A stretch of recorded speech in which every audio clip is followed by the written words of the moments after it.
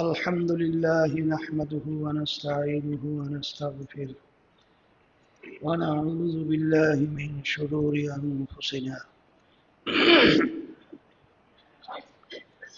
من يهده الله فلا مضل له ومن يضلله فلا هادي له ونشهد أن لا إله إلا الله وحده لا شريك له وأشهد أن محمدا عبده ورسوله أما بعد فأعوذ بالله من الشيطان الرجيم بسم الله الرحمن الرحيم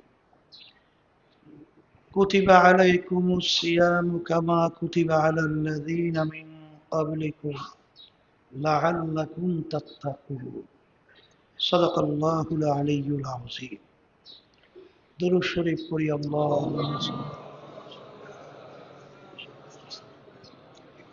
وحبيبنا ومولانا محمد صلى الله عليه وعلى آله وأصحابه وبارك وسلم اللهم صل على سيدنا وحبيبنا ومولانا صلى الله عليه وعلى آله وصحبه اللهم صل على سيدنا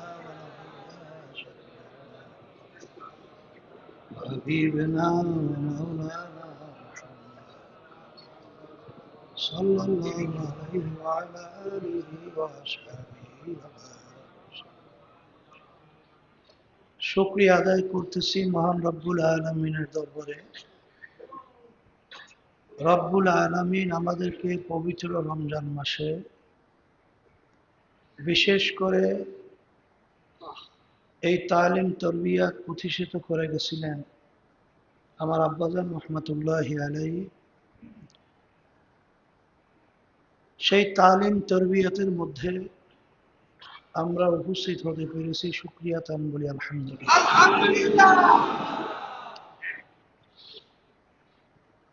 line শাকারতুম লাযীদান্নাকুম ওয়া line কাফারতুম ইন্না আযাবী লাশাদীদ।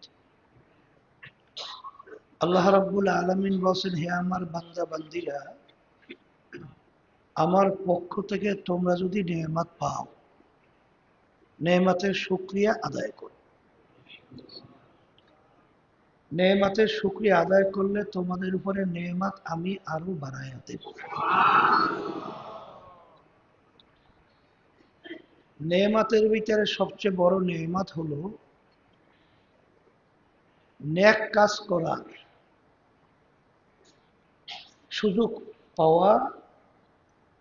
আল্লাহ রাব্বুল আলামিন আপনাকে আমাকে যত বেশি নেক কাজ করার সুযোগ দিবে, ততই নেয়ামতের ভিতরে আমরা বেশি বেশি আলহামদুলিল্লাহ জড়াইয়া পড়তে পারব। আলহামদুলিল্লাহ। তালিম তরবিয়াত আল্লাহর কুতুব প্রতিষ্ঠিত করে গেছিলেন। আব্বাজান রহমতুল্লাহি আলাইহি বলতেন, শিক্ষার সাথে দীক্ষা, অর্থাৎ থিওরিক্যালের সাথে প্র্যাকটিক্যাল। প্র্যাকটিক্যাল বলতে আল্লাহ রাব্বুল আলামিন আমাদেরকে তার হুকুম রমজান মাসে রোজা ফরজ করছে। বারবার বলা হইতেছে, আমরা জানিও, শুধু উপবাস থাকার নামই রোজা না। রোজা শব্দের অর্থ বিরত থাকা। রোজা বলা হয় আপনার এর মাধ্যমে সমস্ত পাপগুলোকে জ্বালাইয়া একেবারে শেষ করে ফেলায়।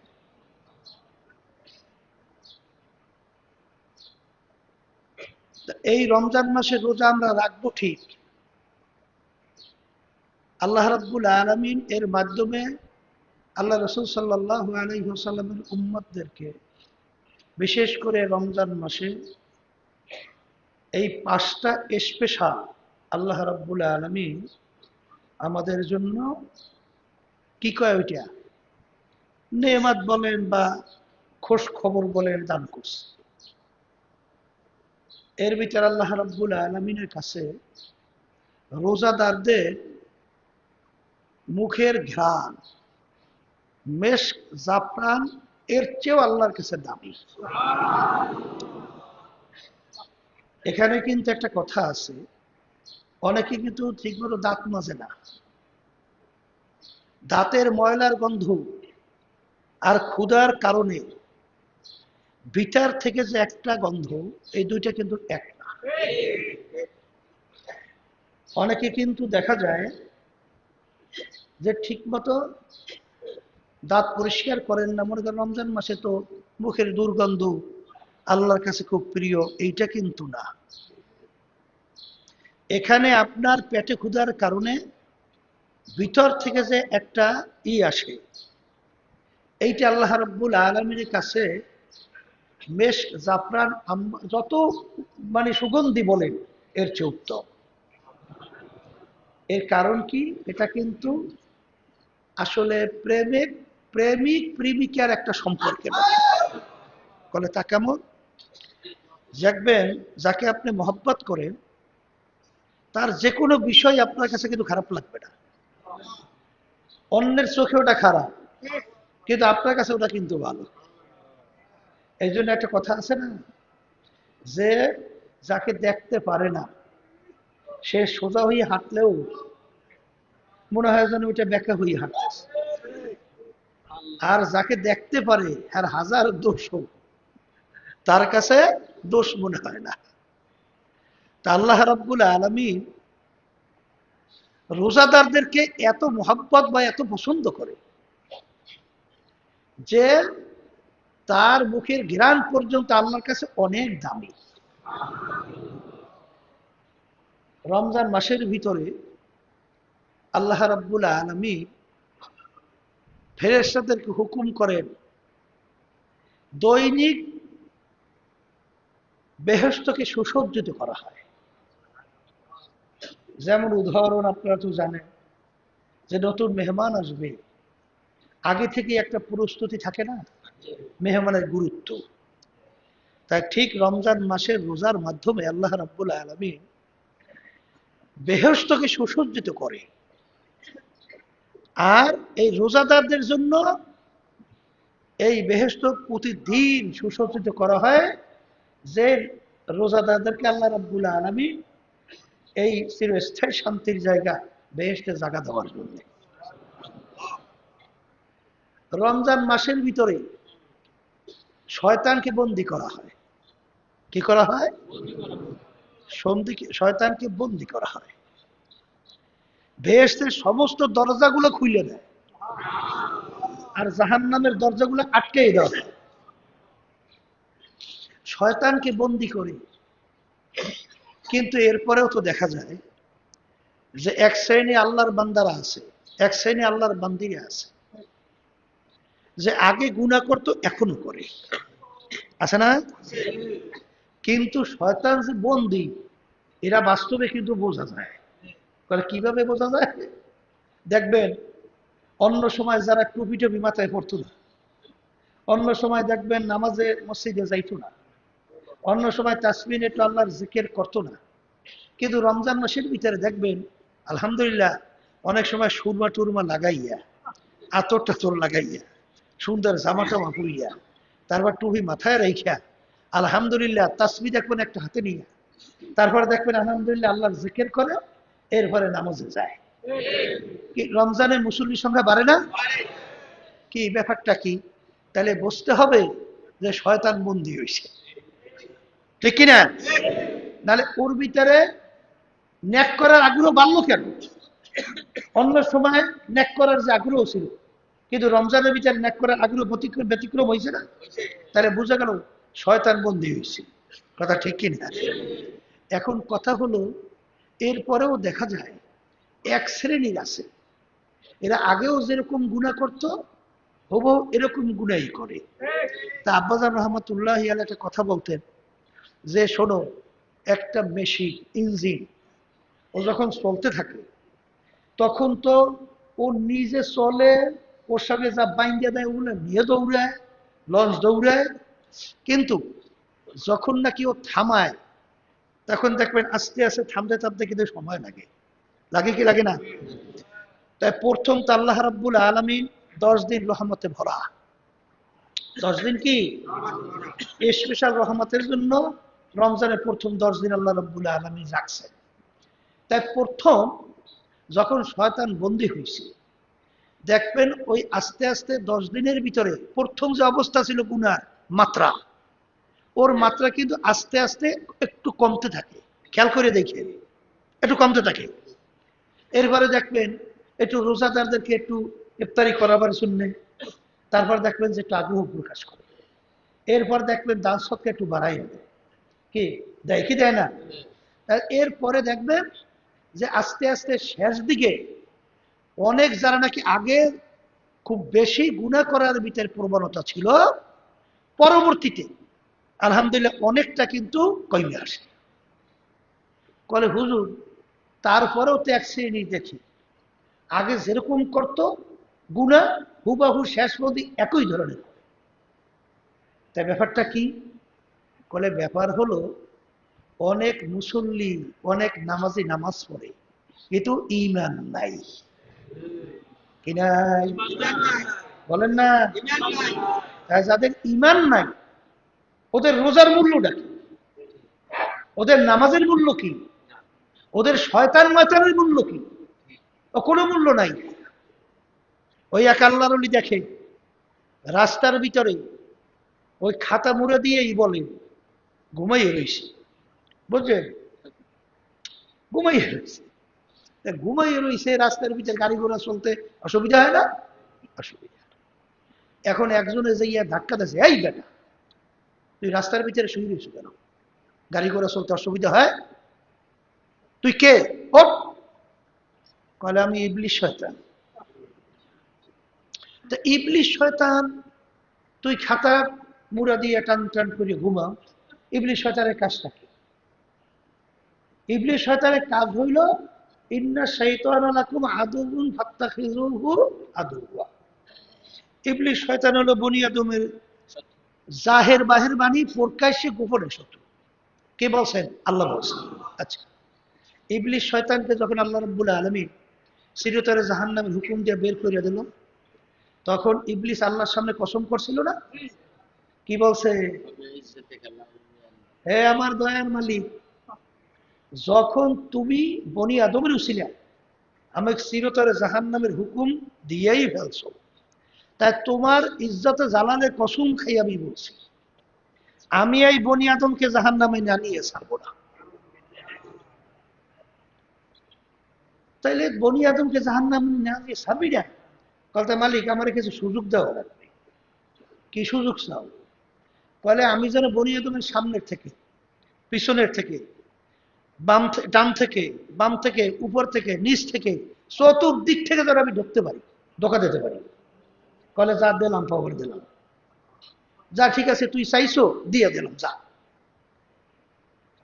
কিন্তু তুই মনে রাখিস ইবলিস, আমার বান্দাবান্দিদেরকে তুই যত ধোকা দিয়া পাহাড় পরিমাণ গুনাহ করাবি, এমনকি শিরকের মতো গুনাহ করাবি, কিন্তু তুই মনে রাখিস আমার বান্দাবান্দি যখন দিলটাকে নরম কইরা তওবা কইরা যখন আমার কাছে মাপ চাওয়ার মতো চাবে, আমি জীবনের সব গুনাহ মাফ করে দেব।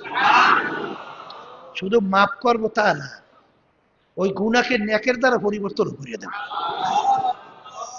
আচ্ছা, এখন ইবলিশ শয়তান ও তো খাতা মুড়া দিয়ে ঘুমায়। কি ব্যাপার? তোর কাজ কি? তোর কাজ তো হলো দাগা দেওয়া, ধোকা দেওয়া, বনি আদমকে ধোকায় ফেলাইয়া তারপর গুনার ভিতরে লিপ্ত করা। তুই এরকম খাতা টান মুড়ি করে ঘুমাও খা। তখন ইবলিশ শয়তান বলছিল এগুলো শিক্ষার জন্য, বুঝছেন? উপদেশ। এগুলো কিসের জন্য? শিক্ষার জন্য, উপদেশ। এর থেকে মানে ই গ্রহণ করা, এবরাত। কথা বুঝেন নাই? তো ইবলিশ শয়তান বলতেছে যে আমি পেনশন পাইছি, মানে পেনশন, রিটায়ার্ড করছি। কি রিটায়ার করছো? কলে ব্যাপার হলো আমি আমার কিছু শাগরেদ বানাইছি, আমার কিছু শাগরেদ বানাইছি। ওই শাগরেদ বলতে গেলে এখন উস্তাদের চেয়েও বেশি যোগ্যতা সম্পন্ন হয়েছে। মানে আমার যে কাজগুলো এখন আমার শাগরেদেরা ওই কাজগুলো সুন্দর মতো করতে পারে। এই জন্য আমি একটু মানি পেনশন পাইছি, এই জন্য আমি একটু বিশ্রাম করি। এক শ্রেণীর দেখবেন হাদিসের মধ্যে আসছে, আল্লাহ রসুল সাল্লাল্লাহু আলাইহি ওয়াসাল্লাম বলেন, আল্লাহর বান্দাবান্দির এরকম কিছু আছে, আমার এরকম কিছু উম্মতের আছে, ইয়াদুহু ইয়াদুল্লাহ, আইনুহু আইনুল্লাহ, লিসানুহু লিসানুল্লাহ। বান্দাবান্দিরা আল্লাহর হুকুম অনুযায়ী, আল্লাহ রসুলের তরিকা অনুযায়ী চলতে চলতে এরকম একটা অবস্থায় তারা পৌঁছা যায়, আল্লাহ রসুল সাল্লাল্লাহু আলাইহি ওয়াসাল্লাম বলে, মনে হয় যেন তাদের হাত আব্দুল করিমের হাত। আসলে তাদের হাত আব্দুল করিমের হাত না, ওই হাত দুইটা আল্লাহর কুদরতি হাতে পরিণত হয়ে। চক্ষু দুইটা দেখলে মনে হয় চক্ষু দুইটা আব্দুল করিমের চক্ষু, রহিমা খাতুনের চক্ষু। আসলে চক্ষু দুইটা রহিমা খাতুন আব্দুল করিমের চক্ষুরা, ওই চক্ষু দুইটা আল্লাহর কুদরতের চক্ষে পরিণত হয়ে যায়। হ্যাঁ, হাত হইয়া যায় আল্লাহ, চক্ষু হইয়া যায় আল্লাহ, পা হইয়া যায় আল্লাহ, সমস্ত অঙ্গ প্রত্যঙ্গ হইয়া যায় আল্লাহ। আমি বলছি না, আল্লাহ রাসূল সাল্লাল্লাহু আলাইহি ওয়াসাল্লাম বলছেন। কথা বলেন, তাইলে ব্যাপারটা কি? তাইলে যদি আল্লাহ বা আল্লাহ রসুলের হুকুম অনুযায়ী বান্দাবান্দি চলতে চলতে যদি সমস্ত অঙ্গ প্রত্যঙ্গ দেখতে মনে হয় আব্দুল করিম, গোয়াকে হইয়া যায় আমার মালিকের কুদরতি। কথা ঠিক কিনা? তাহলে এইটা যদি এরকম হয়, তাহলে এক শ্রেণী আল্লাহর বান্দাবান্দিরা শয়তানের পথে চলতে চলতে, শয়তানের শাগরেদ হইতে হইতে, শয়তানের কথা অনুযায়ী চলতে চলতে, তাইলে এক শ্রেণীর ওগুলার হাত শয়তানের হাত হইতে পারে না? কথা বলেন না কেন? পারে না? ওর জিহ্বাটা শয়তানের জিহ্বা হইতে পারে না? ওর চক্ষু দুইটা শয়তানের চক্ষু হইতে পারে না? ওর অঙ্গ প্রত্যঙ্গ শয়তানের অঙ্গ প্রত্যঙ্গ হইতে পারে না? এই জন্য শয়তান পেনশন পাইছে, বুঝছেন? এখন ওই শয়তান আর লাগে না, এখন ও শয়তানের চেয়ে বড় শয়তান। এই এমন এক শ্রেণীর আল্লাহর বান্দাবান্দিরা আছে, ওদের কার্যক্রম দেখে শয়তানেও হাসে। কথা বলে না? কেডা হাসে? শয়তানও হাসে। অনেক আছে মুসলমান দাবি করে, অনেক হুজুরও সাজছে, ইমান নাই। তাই যেগুলোর ইমান নাই এগুলোর ভিতরে আল্লাহ ভয় ভয় দুই এগো আবার শয়তান বন্ধ করলেও ব্যাগ লাগবে। ও নিজেই তো শয়তান হয়ে গেছে, ও নিজেই কি শয়তান হয়ে গেছে। এই জন্য ওদের কোনো পরিবর্তন নেই। কিন্তু যাদের ভিতরে কিঞ্চিত পরিমাণ ইমান আছে, রমজান মাসের মধ্যে তাদের আমলের ভিতরে পার্থক্য আসবেই। কথা ঠিক কিনা? কারণ শয়তান বন্দী। শয়তান কি বন্দী? শয়তানের কাজ কি? আল্লাযী ইউওয়াসউইসু ফি সুদুরিন নাস মিনাল জিন্নাতি ওয়ান নাস। আমি বলছি না, আল্লাহ বলছেন। শয়তান বনি আদমকে কি দেয়? ওয়াসওয়াসা দেয়। কি দেয়? ওয়াসওয়াসা দেয়। ওয়াসওয়াসা দেয় কি? ভালো কাজে না, কি খারাপ কাজের ভিতরে ঢুকাবার জন্য ওয়াসওয়াসা দেয়। আর ওয়াসওয়াসা দেয় এইটা বাস্তবায়নের জন্য ওই যে ভিতরে বাদশা নফস, ওইটা বাস্তবায়ন করে। কথা বোঝেন? এই জন্য আব্বাজান রহমতুল্লাহি আলাইহি প্রায় উদাহরণ দিয়ে বলতেন না, কি বলতেন? শয়তান হইল প্রধানমন্ত্রী, উজিরে আলা, বুঝলেন? প্রধান পরামর্শদাতা। আর ভিতরে নফস হইল বাদশা। নফস কি? দেখবেন যুদ্ধের কতগুলো কৌশল আছে। কি কৌশল? যুদ্ধে জয় করতে হলে প্রথম কিন্তু বাদশাকে ধরে না, বাদশার উপরে হঠাৎ আক্রমণ করে। আগে তার পাশের যত পরামর্শদাতারা আছে, মন্ত্রী পরিষদ, যত পরামর্শদাতা আছে, এদেরকে প্রথম টার্গেট করে। টার্গেট করে দেখবে এদের কাকে দুর্বল করার পরে তারপর বাদশাকে ধরে। কি যুদ্ধের এটা নিয়ম কিনা? তাহলে এখানে শয়তান হইল ওই যে বাদশা নামক নফস আম্মারা, ওকে পরামর্শ দেয়। এখন শয়তান যখন নাকি বন্দী, শয়তান কি বন্দী, এখন শয়তান যখন বন্দী হয়েছে, এখন যুদ্ধ করা লাগবে নফসের সঙ্গে, বাদশা নামক নফসের সঙ্গে। কথা বলে না? কি সঙ্গে যুদ্ধ? এই নফস নামক বাদশার সঙ্গে যুদ্ধ করতে হবে। আর এই যুদ্ধটা কিন্তু ছোটখাটো না। আল্লাহ রাসূল সাল্লাল্লাহু আলাইহি ওয়াসাল্লাম বলছেন, রজানা মিন জিহাদিল আসগরি ইলা জিহাদিল আকবার। আমার সাহাবারা, আমরা ছোট যুদ্ধের থেকে বড় যুদ্ধের দিকে রওনা করছি, রওনা করলাম। ছোট যুদ্ধের থেকে বড় যুদ্ধের দিকে রওনা করলাম। এই আল্লাহর বান্দারা, এই হাদিস কি সহি না? কথা বলে না, সহি না? সহি হাদিস। তাই সহি হাদিস হইলে সাহাবায়ে কেরাম বলতেছেন, আল্লাহ রাসূল সাল্লাল্লাহু আলাইহি ওয়াসাল্লাম, এখন মাত্র যুদ্ধ করলাম, আমাদের অনেক লোক শাহাদাত বরণ করছেন, কথার কথা আমরা অনেকে পঙ্গু হয়ে গেছি, কত ভয়াবহ যুদ্ধ হলো, এর চেয়ে আবার বড় যুদ্ধ কোনটা? আল্লাহ রাসূল সাল্লাল্লাহু আলাইহি ওয়াসাল্লাম বলেন, নফসের সঙ্গে জিহাদ করা, নফসের সঙ্গে যুদ্ধ করা, এর চেয়ে বড় যুদ্ধ। এত সহজ মনে করলে হবে? এত সহজ মনে করলে হবে? এই জন্য কিতাবের ভিতরে আসছে, মান আরাফা নাফসাহু ফাকাদ আরাফা রাব্বা।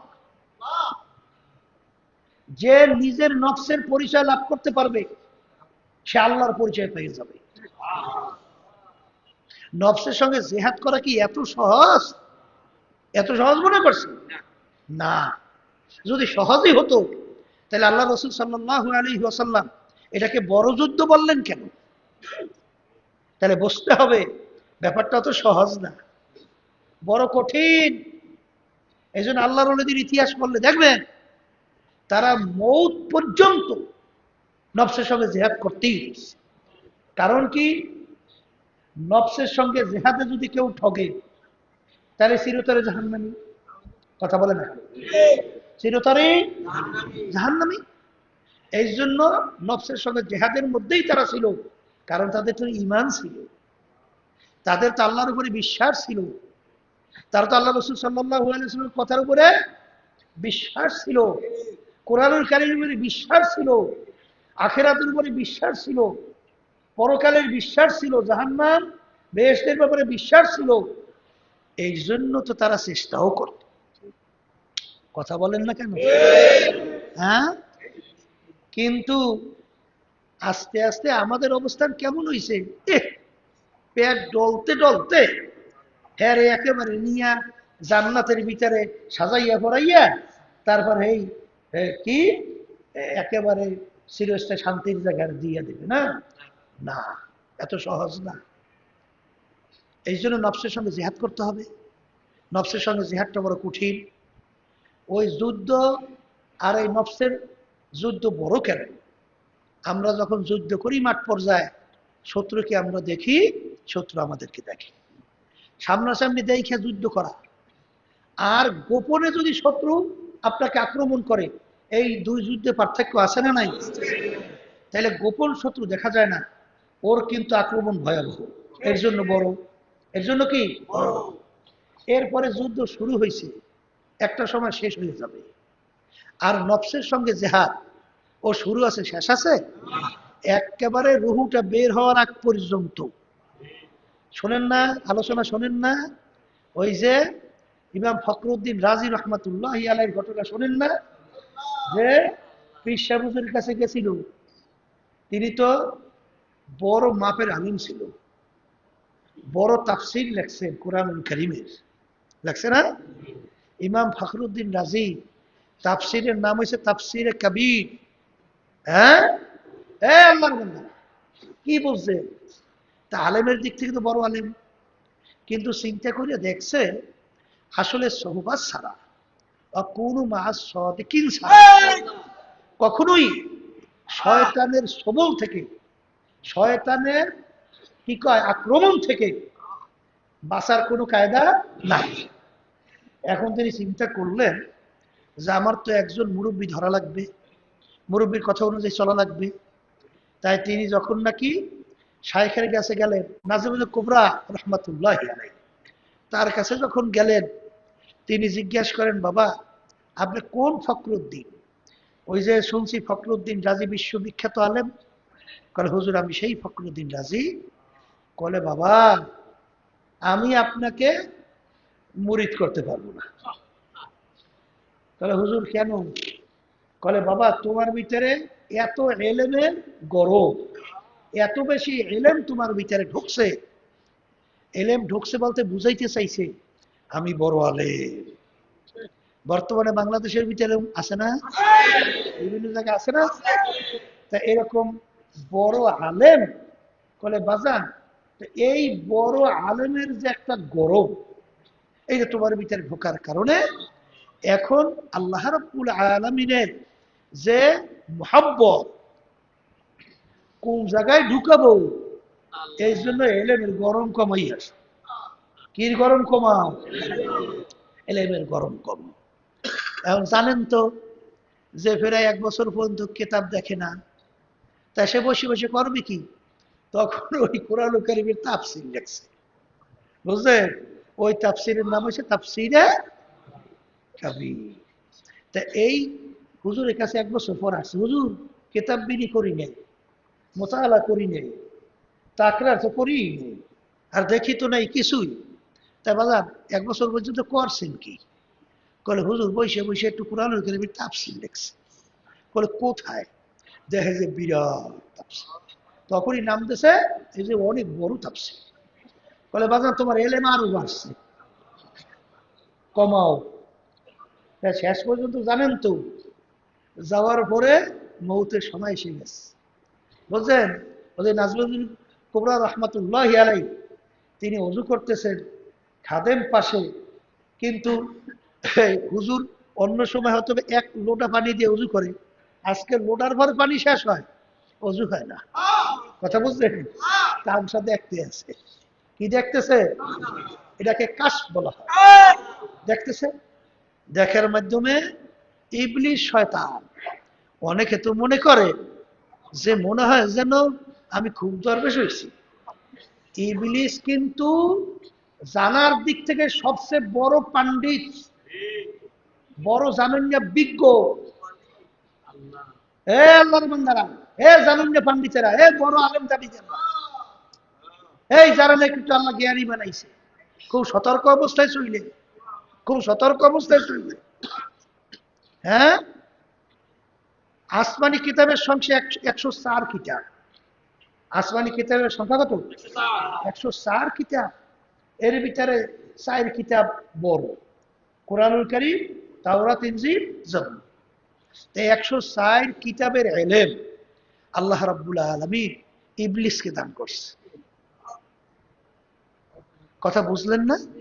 হ্যাঁ, আচ্ছা বলেন তো 104 কিতাবের ইলম জানুন না, এই আলেম আছে কয়জন?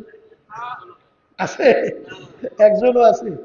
তাহলে জানার দিক থেকে বড় আলেম, বড় জানান্যা পণ্ডিত ইবলিস না? তাই অনেকে দরবেশি করিয়ে কিন্তু ওরে দরবেশে শেষ। কথা বুঝেন? অনেকের আলেমের ফকর তাকাব্বুর ঢুকিয়ে শেষ। এই জন্য খুব সতর্ক অবস্থায় পা বাড়ানো। কারণ শোনেন না, ওই যে মনে হয় ইমাম গাজ্জালী রহমাতুল্লাহ আলাইহি বলছিলেন যে আন্নাসু কুল্লুহুম হালকা ইল্লাল আলিমুন ওয়াল আলিমুনা কুল্লুহুম হালকা ইল্লাল আমিলুন ওয়াল আমিলুনা কুল্লুহুম হালকা ইল্লাল মুখলিসুন ওয়াল মুখলিসুনা ফি খাতারিন আযীম। কি বুঝলেন? এই বুঝলেন কি আল্লাহর বান্দারা, যে প্রত্যেক মানুষ ধ্বংসপ্রাপ্ত, একমাত্র নাজাতকারী হবে আলেম। কারা? তাহলে আলেম কি? দাওরা হাদিস কামেল পাশ করার নামই আলেম না। আপনার আমল করার জন্য যতটুকু ইলম দরকার ততটুকু শেখার নামই হলো আলেম। আলহামদুলিল্লাহ, এই তালিম তরবিয়তে যারা আছেন আমরা তো আলহামদুলিল্লাহ তালিম তরবিয়ত শুরুর আগে আমরা পরামর্শ করে বলছি যে অন্তত আল্লাহর বান্দারা যারা আসছে তাদেরকে অন্তত দ্বীনের পথে চলার জন্য, আমল করার জন্য যতটুকু ইলম দরকার, নামাজ সহি হওয়ার জন্য যতটুকু কেরাত সহি হওয়া দরকার, এতটুকু আমাদের শিখাই দেওয়া দরকার। এখানে বিজ্ঞ আলেম বানানো, এখানে 30 বার কোরআন করে এখন শিখানোর মতো সময় নাই। বর্তমানে তো দেখা যায় অনেক দলের নেতৃত্ব দেয় ইসলামের নামে, কিন্তু আসলে কেরাত সূরা সহি নেই। এ আল্লাহর বান্দারা ভালো করে বোঝেন, অনেকে তো ঝোঁকে আমরা দৌড়াই, অনেকে ঝোঁকে দল করি। সতর্ক অবস্থায় পা বাড়াতে হবে। হ্যাঁ, তুমি যে ইমামের পিছনে দৌড়াও, যেই নেতার পিছনে দৌড়াও, তার তেলাওয়াত তার নামাজই তো হয় না, নামাজই তো হয় না, তার নামাজ হয় না। এরকম এক নেতার পিছনে তুমি দৌড়ে তোমার জীবন ধ্বংস করবা, এটা কিন্তু জ্ঞানী লোকের পরিচয় না। এটাকে সবসময় লক্ষ্য রাখতে হবে। আর কিয়ামতের ময়দানে আল্লাহ রাব্বুল আলামিন বলছেন, ইয়াওমা নাদউ কুল্লা উনাসিন বিইমামিহি। কিয়ামতের ময়দানে আল্লাহ রাব্বুল আলামিন প্রতিটা মানুষকে তার দলের নেতা নেত্রীর সঙ্গে ডাকবে, এবং যে যে পথের প্রতীক হবে আল্লাহ বলবেন সেই পথে তুমি প্রতীক হও। এই জন্য নেতা নির্বাচন করার ব্যাপারে যেন তেন উপযোগে মন চাইলি যেদিক ইচ্ছে সেদিক হাঁটা যাবে না। বুঝা শুনে সতর্ক অবস্থায় পা বাড়াতে হবে। তাই যেই কথা বলছিলাম, ইবলিস ও কিন্তু অনেক জানেন না পণ্ডিত, ঠিক কিনা? পণ্ডিত হওয়ার পরে ইমাম ফখরুদ্দিন রাজি রহমাতুল্লাহি আলাইহি জানেন তো ঘটনা, আবার স্মরণ করাই দিতেছি। তিনি চিন্তা করলেন যে মৌতের সময় ইবলিস তো চেষ্টা করবে ঈমান নষ্ট করার জন্য। কি নষ্ট করার জন্য? ঈমান নষ্ট করার জন্য চেষ্টা করবে। তাহলে এখন আমার ঈমান নিয়ে তো কবরে যাওয়া লাগবে। এখন আমার তো কোরআন এবং হাদিস বিভিন্ন ইস্তেমবাদ কইরা মাসালা, তারপর আমার তো বুঝা শূন্য জবাব দেওয়া লাগবে। ঈমান ঠিক রাখার জন্য যুদ্ধ করতে হবে ইবলিসের সঙ্গে। এই খেয়াল করিয়া প্রায় 101টার মতো দলিল কোরআন এবং হাদিস থেকে ঠিক করছে। কার সাথে বোঝাপড়া করে? ইবলিসের সঙ্গে বোঝাপড়া করে। এখন আল্লাহর বান্দা চিন্তা করে যে আমি তো আলেম মানুষ, সব তো বোঝা শোনা মোটামুটি আলহামদুলিল্লাহ আল্লাহ দেশের বুঝি, কিন্তু যারা মূর্খ, যারা ভালো বুঝে না, জানে না, এদের মৌতের সময় ইমানের অবস্থা কেমন হবে? এরা তো ইমান নিয়ে যাওয়ার কোনো কায়দা নাই, তার ধারণা হয়ে গেছে। কারণ আমি তো একটা বোঝাপড়া করতে পারবো, কিন্তু এদের অবস্থা কি? এই চিন্তা করে হাঁটে, রাস্তা দিয়ে যাইতেছে, তখন রাস্তার পাশে দেখে এক কাঠুরিয়া, ওই যে কুড়াল দিয়া কাঠ কাটে, আছে না? আমরা কই কুড়াইল, কি করে কুড়াইলে, কুড়াইলে নাকি কাঠুরি, কুড়াল, কুড়াল দিয়ে কাঠ কাটে। এখন আল্লাহর বান্দা ওই আল্লাহর বান্দাকে ডাক দিছে, ভাই এদিকে আসে। আসছে, জিজ্ঞাসা করে, ভাই আল্লাহ কয়জন? আল্লাহ? সে একেবারে নির্দ্বিধায় নিশ্চিন্তা দ্ব্যর্থহীন কণ্ঠে টাস করে বলে বলল, আল্লাহ একজন। আল্লাহ? আল্লাহ একজন, আলহামদুলিল্লাহ ভালো। তা আপনি যে আল্লাহ একজন বললেন, এটা কোনো দলিল প্রমাণ লাগবে না? দলিল প্রমাণ লাগবে না? তাই এমন ইমানদার, এমন ইমান মজবুত, বুঝছেন? সে ওই কুঠার হাতে আসিল কুড়াল, বুঝছে? কুড়াল আসতে উঠে উড়িয়ে ফেলাইছে। উড়েই ফেলাই বললেন, ভাই আপনি কি বলছেন? কলে বলছি আল্লাহ কয়জন, এটা প্রমাণ করতে দলিল লাগে না? প্রমাণ লাগে না? তখন কলে প্রমাণ দলিল তো আমার এই কুড়ালটা। কলে তাকি, কলে আল্লাহ একজন, এইটা প্রমাণ করতে আবার দলিল কিসের? আবার প্রমাণ কিসের? দ্বিতীয়বার যদি বলো আল্লাহ একজন প্রমাণ করতে প্রমাণ দলিল লাগবে, একটা কোপ দিয়ে মাথা ধুইবে। কথা বোঝেন না বোঝেন নাই? এই আমার মালিক সৃষ্টিকর্তা একজন, এই আসমানের দিকে তাকাইলে বোঝা যায় না? জমিনের দিকে তাকাইলে বোঝা যায় না? চন্দ্র সূর্যের দিকে তাকাইলে বোঝা যায় না? এই হাজারো রকমের 18,000 মাখলুকাতের দিকে তাকাইলে বোঝা যায় না? না বোঝা যায় না? কি না বোঝা যায় না? কি বোঝা যায়? এই সূর্য বানাইনি একজন কারিগর থাকে না? এই আগুন জ্বালাইনি একজন লাগে না? কিন্তু আল্লাহ যদি দুইজন হইতো, যে ধরিয়ে নেন আল্লাহ মাফ করুন, যদি দুইজন সৃষ্টিকর্তা পরিচালক হইতো, তাইলে তো আমাদের দেশের মতো ঝগড়াঝাড়ি বাইজিয়া ওই বাঘের নৌকাতে কুড়েল দিয়ে কানা লাগবে। আব্বাস রহমতুল্লাহ আলাইহির একটা কথা মনে পড়ছে, কথা বুঝলেন? কোনো ব্যবসার ব্যাপারে আব্বাজান একে যখন এসে আলোচনা করতো, বলে হুজুর আমরা একত্রে এই ব্যবসাটা করতে চাই। তখন আব্বাজান বলতেন, ভাই আমি ভাগে ব্যবসা করতে চাই না, কারণ ভাগের ব্যবসা হইলো কুড়াল রাখতে হয় আগে। মানে নৌকা যদি ভাগে ব্যবসা করে বা কুড়াল দিয়ে ভাগ করতে হইবে তো। এই জন্য যদি দুইজন সৃষ্টিকর্তা আল্লাহ হয়, তাইলে ঝগড়া বাইজা এই সূর্য দুনিয়া সৃষ্টির পর থেকে উঠতেছে কোন জায়গা থেকে? পূর্ব দিক থেকে। কোন দিকে? অস্তমিত কোন জায়গায়? পশ্চিমে। এখন আর একজন যদি থাকতো, বুঝেন না, হে কই দিয়েছে তোমার কথা অনুযায়ী এতদিন চলছে পূর্ব দিক দিয়ে, সূর্য অস্তমিত পশ্চিম, আজকে থেকে আবার হুকুম চলবে সূর্য উঠবে পশ্চিম, ডুববে পূবে। কি থাকতো? দুনিয়া থাকতো? দুনিয়া থাকতো? আরে আমাদের বাংলাদেশের মধ্যে ওই একটা গ্রামের কথা আছে না, দরবেশ এক খাতার মধ্যে 10 জনও থাকতে পারে, আর এক দেশের ভিতরে হিংসু দুনিয়াদার 2 রাজাও থাকতে পারে না। ঠিক না? তাহলে ঠিক আছে, তাহলে আল্লাহ একজন, এইটা আল্লাহর মাখলুকাতের দিকে তাকাইলে তখনই তো তোমার এই জ্ঞান আল্লাহ দান করছেন। রব্বানা মা খালাকতা হাযা বাতিলা সুবহানাকা ফাকিনা আযাবান নার। আল্লাহু আকবার। হাদিসের ভিতর আসছে, কি আসছে?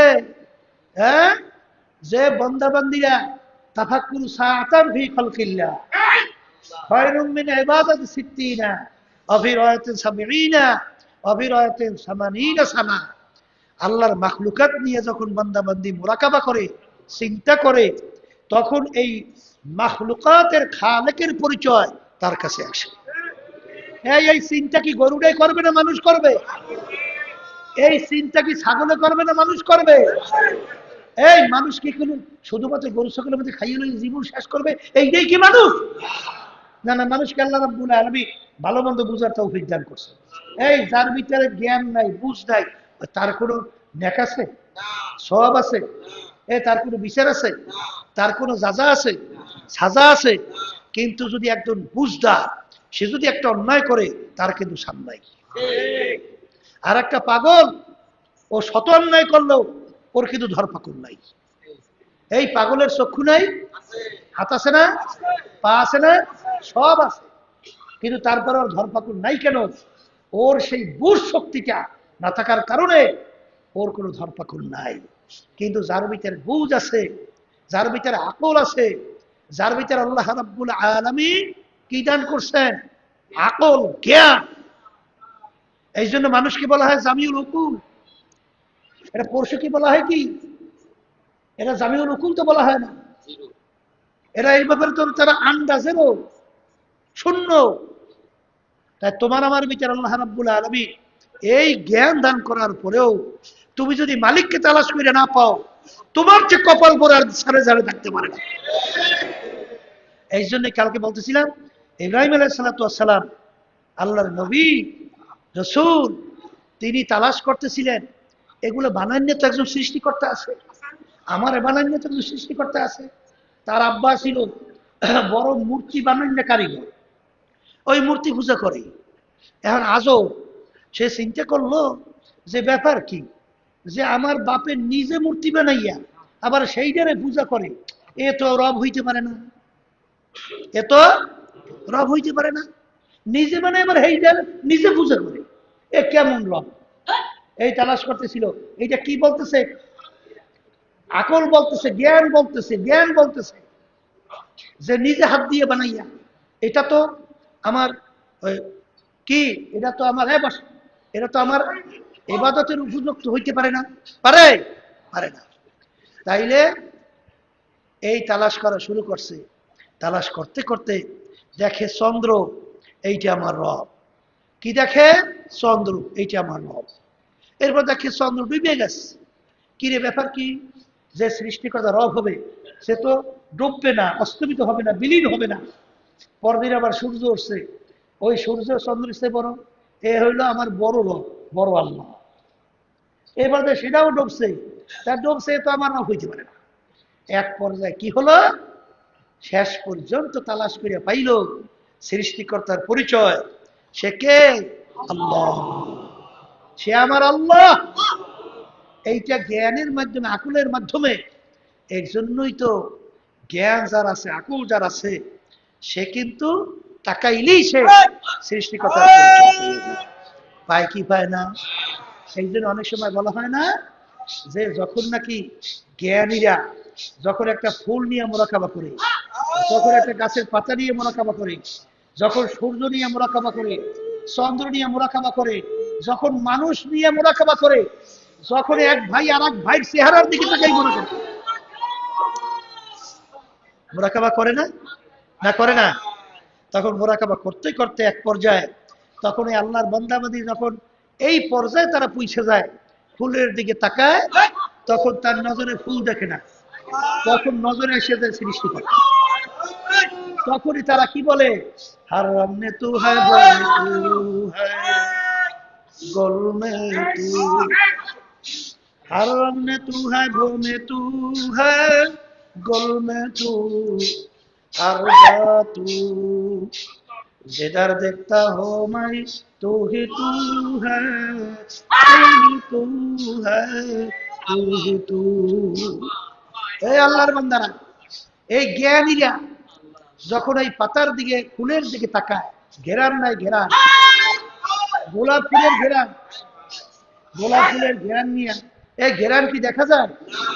দেখছেন কেউ? এই ঘেরানটা কোথায় কে লুকিয়ে রাখলো, কোন জায়গায়? এই চিন্তা করবে কি মানুষ না গরু দেয়? মুখ খুলে বলেন, কে চিন্তা করবে? বলেন, মানুষ এই চিন্তা করবে? বলেন বলেন। না আমাদের গোয়াল গলে গরুটা চিন্তা করবে, না ছাগলটা চিন্তা করবে?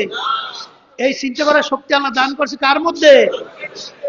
সে যখন নাকি চিন্তা করবে, এই যে গোলাপ ফুল এত সুন্দর মনোমুগ্ধকর, যে ঘেরান গেলে কলিজা ঠান্ডা হয়ে যায়, এই ফুলের ঘেরানটা কোথায় কে লুকিয়ে রাখলো, সে কে? যখনই তার কাছে উত্তর আসে, এ হইল আমার আল্লাহ। এই কথা ঠিক কিনা? যখন গাছের পাতার দিকে তাকায়, মোরাকাবা করে, তখন তার কাছে গাছের পাতা পরিচয় আসে না, তখন সে বলতে থাকে, বলবে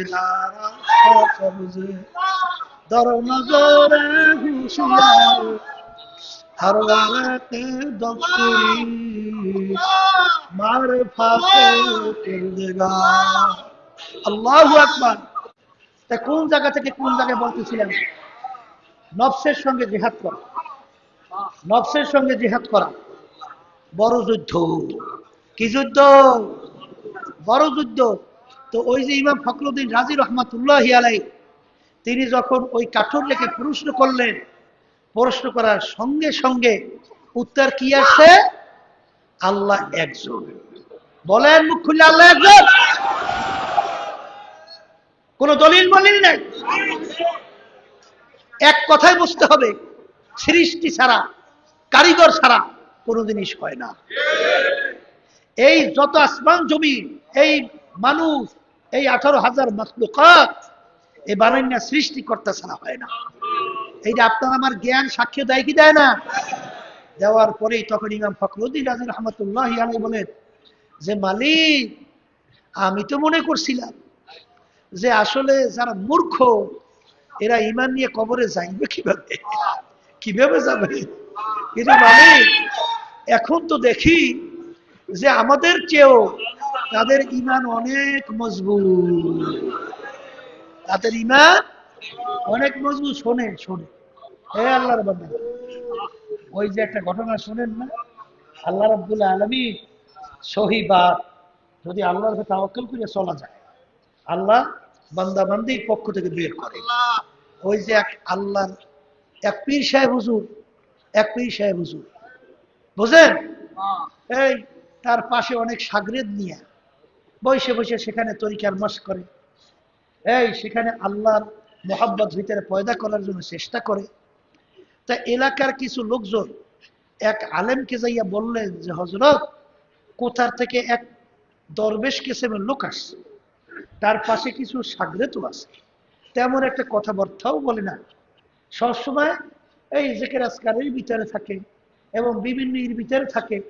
এই লোকটাকে আবার মানুষকে বেঈমান টাইমান বানায় নাকি, বা ভণ্ড ইমান ধ্বংস করে কিনা? তখন আলেম ওলামারা চিন্তা করলেন কথা তো ঠিক, জানা দরকার। তখন আল্লাহর বান্দা থেকে ডাকছে, ওই লোকজন সহ আসছে। এখন আলেমরা প্রশ্ন করে, হযরত বলেন তো, উজুর ভিতরে 4 ফরজ, কিন্তু পানির এই 3টা শর্ত লাগবে কেন? ও নাকের ভিতরে পানি দেওয়া, আর মুখের ভিতরে কুলি করা, হাত ধোয়া, এটা সুন্নাত না? তাহলে ফরজের আগে এই সুন্নাতটা কেন? হাত ধুইতে হইবে, কুলি করতে হবে, তারপর নাকে পানি দিতে হবে, এটা কেন? তখন বলতেছে যে পানির জন্য 3টা শর্ত ফরজ ওযু হওয়ার জন্য, রং, ভু, মজা।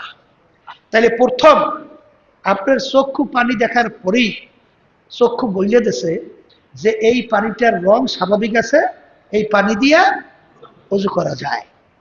এইবার হাতের ভিতরে যখন পানি নেয়, হাতের ভিতরে পানি নিলে চোখ দেখে কি বলছে, পানি ঠিক আছে।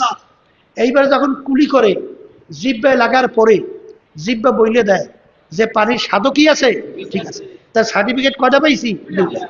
এবার যখন নাকের ভিতরে পানি দেয়, তখন ঘেরান নেওয়ার পরে নাক সার্টিফিকেট দেয় পানির ঘেরানো কি আছে।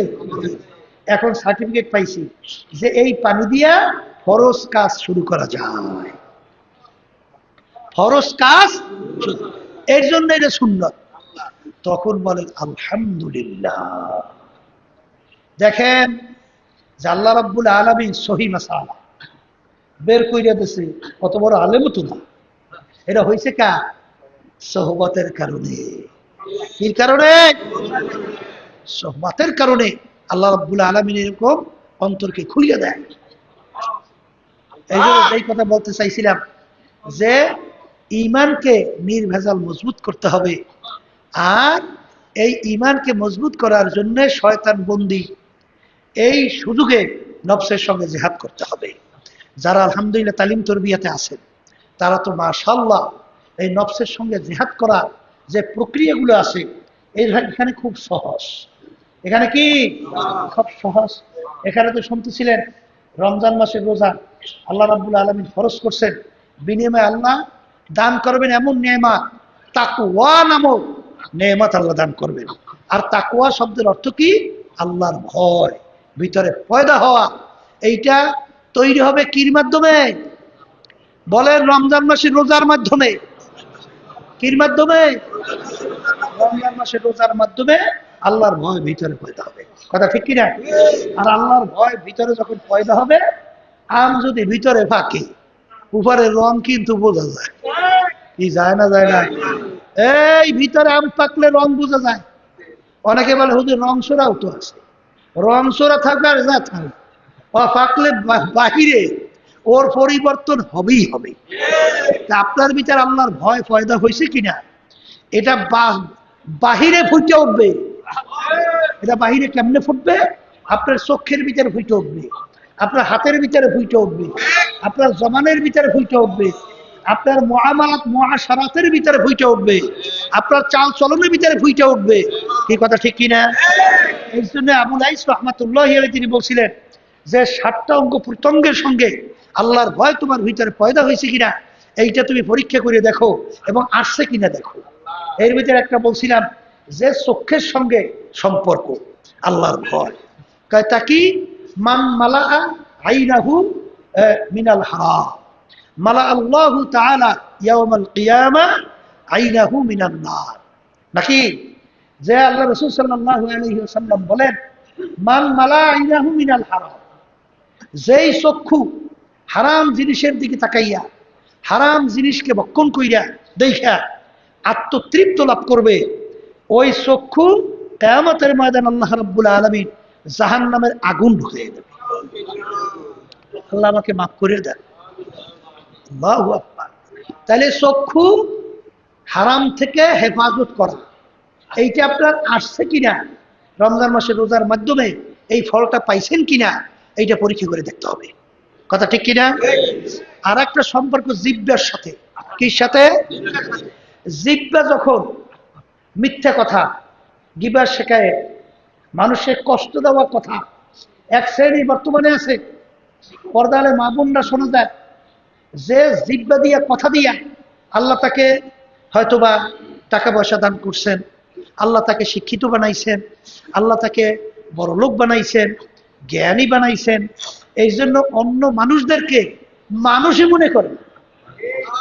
আছে না ভাই? এমন কথা বলে যে কথার মাধ্যমে মনে হয় যেন তীরের মতো একটা আঘাত কলিজার মধ্যে করে। আছে না নাই? এ কপাল পুরা, তুমি যে জিহ্বা দিয়ে মানুষকে কষ্ট দিলা, এটা হক্কুল ইবাদ। এটা কি? হক্কুল ইবাদ। হক্কুল ইবাদ বলা হয় বান্দার হক। তাই বান্দা যতক্ষণ পর্যন্ত তোমাকে মাফ না করবে ততক্ষণ পর্যন্ত তোমার মাফ তো হবে না। এর জন্য দেখবেন আবু বকর সিদ্দিক রাদিয়াল্লাহু তাআলা আনহু, তিনি একটা পাথর জবানের ভিতরে রাখতেন। এই জবানের ভিতরে কেন রাখতেন? ইচ্ছা করলেই যেন মুখ জামুনাকে তা বলতে পারে, আটকেই থাকতো। কোন কথার মাধ্যমে কে কষ্ট পায়, কোন কথার মাধ্যমে আল্লাহ বেজার হয়, কোন কথার মাধ্যমে মিথ্যা বের হয়, কোন কথার মাধ্যমে গুণ জমা হয়, এত ঠেকাঠেকি দরকার নাই। এই জন্য পাথর রাখতেন। যখন কথা বলা দরকার হইতো পাথর বের করে কথা বলতেন। চেষ্টা তো আসলে আমাদের নাই। তাদের তো ঈমান এত মজবুত ছিল, জাহান্নামকে এত ভয় করত, গুনাহকে এত ভয় করত, আল্লাহর আযাব ও গজব এত ভয় করত, এই জন্য তারা সেইভাবে চেষ্টাও করত। কিন্তু আমাদের চালচলো মনে হয় যেন ধরলাম তো ধরলাম না, করলাম তো করলাম না, হইল কি হইল না। হ্যাঁ, এই এই এরকম এরকম গাছারা গাছারা এরকম চলার মাধ্যমে লক্ষ্যে, উদ্দেশ্যে, মঞ্জিলে মাকসুদে পৌঁছা যায় না। এই জন্য জিহ্বার সঙ্গে সম্পর্ক, জিহ্বা লাগাম লাগাতে হবে। মন চাইলে যা মনে করে তা করা যাবে না, যে কোনো কথা বলা যাবে না।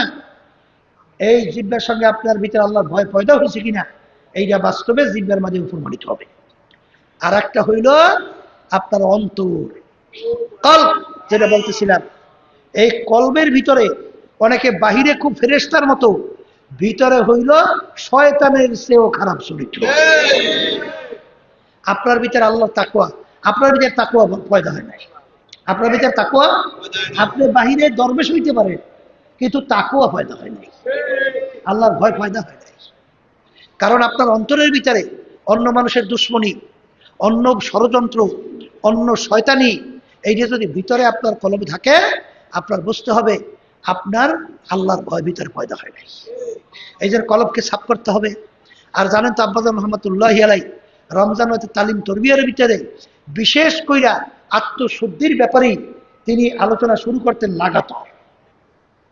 তাকাব্বুরি নিয়া, হিংসা নিয়া, হব্বে না মাল নিয়া, অজব নিয়া, রাগ নিয়া, এই বিভিন্ন কিবা শিকায়ত নিয়া, এই বিভিন্ন ধরনের এইগুলো নিয়েই তো আলোচনা করতে করতে করতে করতে করতে করতে করতে করতে যেন ওইটার একটা গুরুত্ব আপনার আমার ভিতরে ঢোকে। কথা ঠিক কিনা? এই জন্য এটার সম্পর্ক কি সঙ্গে? কলবের সাথে, অন্তরের সাথে। এই জন্য দেখবেন যাদের ভিতরে আল্লাহ ভয় পয়দা হবে তাদের অন্তরটা হবে বাচ্চাদের মতো। কাদের মতো? এই জন্য দেখবেন যত আল্লাহর ওলিদের অবস্থান দেখেন নাই, আচরণগুলা একেবারে বাচ্চাদের মতো। কি দেখছেন না দেখেন নাই? ওই যে কি শোনেন, মোল্লা জিউর রহমতুল্লাহ আলাই, মোল্লা জিউর রহমতুল্লাহ আলাই কত কিতাবের লেখক, কত বড় বড় কিতাবের লেখক, সুবহানাল্লাহ। তার কাছে একজন বলতেছে, হুজুর আপনার স্ত্রী তো বিধবা হয়ে গেছে, আপনার স্ত্রী বিধবা হয়ে গেছে, বিধবা। এইটা শূন্য হুজুর আফসোস করে আর কান্দে, আফসোস করে কান্দে। একজন এসে বলতেছে, হুজুর আপনি কাঁদতেছেন কেন? বলে বাজার, এখন বেচারির কি অবস্থা হবে? ওই বেচারির অবস্থা হবে কি? বলে হুজুর তা কি? বলে আমার স্ত্রী বিধবা হয়ে গেছে, এখন বেচারির অবস্থা হবে কি? এখন লোকটা হাসতেছে, হাস দিয়ে বলতেছে, হুজুর আপনি কেমন কথা বলেন? আপনি থাকতে, আপনি থাকতে আপনার স্ত্রী বিধবা হয় কেমনে? এই খেয়াল ফিরিয়ে আসছে, খেয়ালটা ফিরিয়ে আসছে। বলে এ কথা তো ঠিক, এ কথাও তো ঠিক, আসলে আমি থাকতে আমার স্ত্রী বিধবা হয় কেমনে? বলে ব্যাপারটা কি হইলো? তাহলে যে আমাকে এই সংবাদটা দিছিল সে কি মুসলমান না? আল্লাহু আকবার। অনেকের কাছে আলোচনা করলে মনে করবে ধোঁকাবাজ, অনেকে কি মনে করবে? ধোঁকাবাজ। কিন্তু বাস্তবতা এরকমই, বাস্তবতা এরকমই। কলে আমাকে যে বলছে সে মুসলমান না, তাই মুসলমান কি মিথ্যা কথা বলতে পারে? এখন বোঝে তাদের দেলটা কিভাবে তৈরি হয়েছে, কিভাবে তৈরি হয়েছে। হ্যাঁ, কারি উজার ইব্রাহিম সাহেব রহমতুল্লাহ আলাই আব্বাজানের মুখে শুনছি, এই এখানেই মাহফিল করছে। আমাদের দাদা জানের বাসা ছিল ওই জায়গায়, মনে হয় কোন জায়গায় বসে খানা খাইছে কি জানে, উজারি কারি ইব্রাহিম সাহেব রহমতুল্লাহ আলাই খানা খাইতেছে, প্রায় অর্ধেকের মতো খাওয়া হয়ে গেছে। এখন হুজুর বলতেছেন, বাবা ইসহাক তুমি আমাকে কি দিয়ে খানা খাওয়াইতেছো? তুমি আমাকে কি দিয়ে খানা খাওয়াইছো? দাদাজান রহমতুল্লাহ আলাই বলেন, হুজুর আপনাকে আমি কুরমা পোলাও খাওয়াইতেছি, কুরমা পোলাও। তখন হুজুর ইন্ডিয়ান ইল্লা বাজার, আমি তো কোরমা পোলাও সহজে খাই না বাজার, আমি সহ্য করতে পারি না, তুমি আমার কোরমা পোলাও খাওয়াইলা, আমি তো সহ্য করতে পারি না। ওদিকে দেখেন প্রায় অর্ধেকের মতো খাওয়া শেষ, কি দিয়ে খাইতেছে খবরই নেই। এগুলা কিন্তু বুঝাবার জিনিস, কিন্তু বুঝবার জিনিস। মাল্লাহুল মাওলা ইয়াদুহু ইয়াদুল্লাহ, আইনুহু আইনুল্লাহ, লিসানুহু লিসানুল্লাহ। এইটা বুঝতে হবে, এই পথের পথিক ছাড়া এই বোঝানো সম্ভব না। এই জন্য আমার বাজানদেরকে বলবো, পর্দা আলে মামুনদেরকে বলবো, বাজান রে কেউই দুনিয়া থাকবো না, একদিন সবাইরে কিন্তু কবরে যাওয়া লাগবে। যে আল্লাহর কুতুব প্রতিষ্ঠিত হয়ে গেছে, আজকে আমাদের মাঝে নাই। এরকম ভাবে এই তালিম তরবিয়তের পর থেকে শুরু করে আমার দেখা মতো এই আশেপাশে কত লোক নাই, কত পর্দা আলে মা বোনরা নাই। এরকমটা একদিন আসবে যেদিন আমরাও কেউ থাকবো না। কিন্তু বাজার তুমি আর আমি ইচ্ছা করে দুনিয়া আসি না, হে পর্দা আলে মা বোনেরা, আমরা কেউ ইচ্ছা করে দুনিয়া আসি না। কিন্তু যারা নাকি আজকে দুনিয়ার মোহে পড়ছেন, যারা আজকে সম্মানের পিছনে পড়ছেন, যারা আজকে সম্পদের পিছনে পড়ছেন, যারা আজকে বিভিন্ন গৌরব করার মোহে পড়ছেন, দলের নেতা নেত্রীর পিছনে পড়ছেন, দলের পিছনে পড়ছেন, আমি সেই বাজানদেরকে, সেই পর্দা আলে মা বোনদেরকে বলবো, একটু মাঝে মাঝে একটু চক্ষু বন্ধ করো, একটু মোরাকাবা করো। ওই দিন রাত্রের দিকে খেয়াল করো, যেদিন তোমাকে সাদা 3টে কাপড় দিয়ে ভেজ দেবে, 5টা কাপড় দিয়ে ভেজ দেবে, তখন তো আর এই দুনিয়ার চাকচিক্যময়, এই দুনিয়ার শান-শৌকত, এই দুনিয়ার অর্থ, এই দুনিয়ার পীরগিরি, এই দুনিয়ার মুফতিগিরি, এই দুনিয়ার দরবেশগিরি, এই দুনিয়ার চেয়ারম্যান মেম্বারগিরি, এই দুনিয়ার শিক্ষার গৌরব, ডক্টরেট ডিগ্রি, বড় বড় সার্টিফিকেট, বড় বড় বংশ, সব কিন্তু বিলীন। তখন কিন্তু তোমাকে বলবে অমুকের লাশ। আব্দুল করিম ঘুমায় না, আব্দুল করিমের লাশ পড়ে আছে, হুজুর ঘুমাইলে হুজুর লাশ পড়ে আছে। এই জন্য যারা নাকি হাঁটি করছে দুনিয়াবে খবর হাঁটি করছে তো দুনিয়াবে খবর দুনিয়া কি নমাজ পর দুনিয়ার পাগল। আমার মালিক যখন রমজান মাসের রোজা পর্যন্ত আমাদের হায়াতকে পৌঁছাইয়া দিল, মালিক বড় দয়ার মালিক, আমার মালিক বড় মায়ার মালিক। আরে বান্দা বান্দি, আমার মালিক তো রহমানুর রহিম, আমার মালিক তো দয়ার সাগর।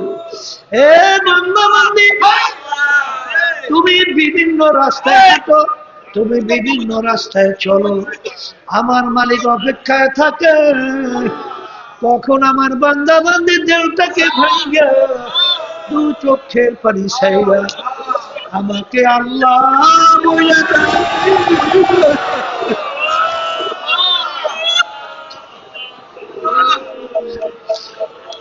আর আমি তোর লোকের সারা দেব। আমার মালিক আমার মালিক অপেক্ষায় থাকে কখন বান্দাবান্দি আমাকে ডাকবে, আর আমি বান্দাবান্দির ডাকে সাড়া দেব। রব্বানা লা তুযিগ কুলুবানা বা'দা ইয হাদাইতানা ওয়া হাব লানা মিন লাদুনকা রাহমা ইন্নাকা আনতাল ওয়াহ্হাব। সাও চাওয়ার আমার মালিকের মতো চাও, আমার মালিক তোমাকে আমাকে মাহরুম করবে। আমার মালিকের কাছে দোয়া করো, আমার মালিকের কাছে বলো, মালিক এই রমজান মাসের রোজা যার মাধ্যমে তোমার ভয় পয়দা হবে, এরকম রোজা রাখার তৌফিক দান করো। আমাদের ভিতরে আপনার ভয় পয়দা করে। আল্লাহুম্মা আমিন।